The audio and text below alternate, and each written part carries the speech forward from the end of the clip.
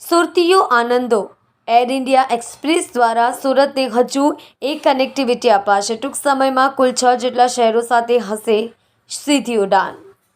Surat Dubai, Surat અને બેંગ્લોર, સુરત બેંગ્લોર પછી હવે હૈદરાબાદ સુરત, હૈદરાબાદની હવાઈ સેવા શરૂ કરવા જઈ રહેલ છે। Air India express Surat airport action કમિટીની નિરંતર માંગણીને ધ્યાને લઈને એર ઇન્ડિયા એક્સપ્રેસ દ્વારા સુરત અને હૈદરાબાદને જોડતી કનેક્ટિવિટી જાન્યુઆરી 15 તારીખથી શરૂ કરવા માટેની તૈયારીઓ શરૂ કરવામાં આવી રહી છે। ફક્ત ઇન્ટરનેશનલ ડેસ્ટિનેશનો પર ફોકસ કરનાર એર ઇન્ડિયા એક્સપ્રેસ હવે ડોમેસ્ટિક સેવાઓ પણ ફૂલ ફ્લેગમાં શરૂ કરી દીધી છે।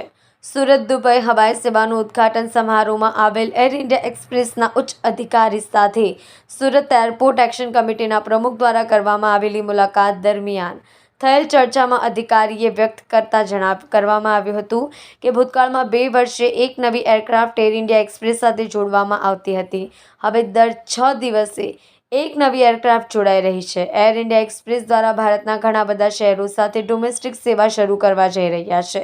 આ મુલાકાતમાં ઘણી વાતો પર સ્પષ્ટતા મળી છે। સુરત દુબઈ હાલ દુબઈ સ્લોટના અભાવે અલગ સમય પર ઉડાન ભરવા મજબૂર છે। દુબઈ પર સ્લોટ મળવું મુશ્કેલ છે। વડાપ્રધાનની માંગણીને ધ્યાને લઈને દુબઈની એક દિવસના સ્લોટ 17 તારીખે મળેલ છે।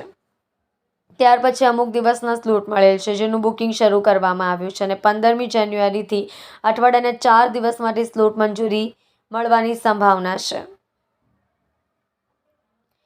ત્યાર પછી Surat Dubai Surat flight regular booking સાથે સેવા શરૂ કરશે। આ ઉપરાંત હાલમાં શારજાહની સેવા શરૂ છે। સુરત બેંગ્લોરથી સુરત આવનાર ફ્લાઇટ પછી સુરતથી દુબઈ માટે ઉપયોગ કરી રહ્યા છે અને દુબઈથી સુરત આવનાર ફ્લાઇટ બેંગ્લોર પર રિટર્ન જાય છે। એવિએશન મિનિસ્ટ્રીના પ્રોટોકોલ મુજબ આ ફ્લાઇટ એક PNRથી ચલાવી શકાતું નથી। સુરત હૈદરાબાદ સુરત હૈદરાબાદ વિમાનની સેવા જાન્યુઆરી 15 તારીખથી શરૂ કરવા માટેની તૈયારીઓ શરૂ કરવામાં આવી છે। અઠવાડિયામાં 4 દિવસ આ વિમાનની સેવા સુરતને મળવાની સંભાવના છે। સુરત એરપોર્ટ એક્શન કમિટી દ્વારા રજૂ કરવામાં આવેલા ડેટા જોઈને એર ઇન્ડિયા એક્સપ્રેસના અધિકારીઓ આશ્વાસન આપવામાં આવ્યું હતું કે ટૂંક સમયમાં કોચીના પણ વિમાની સેવા શરૂ કરવા માટેની કોશિશ કરીશું। બેંકોક ફેબ્રુઆરીથી શરૂ થવા જઈ રહી છે। ત્યાર પછી મલેશિયા અને સિંગાપોર સાથેની પણ હવાઈ સેવા મળવાની છે।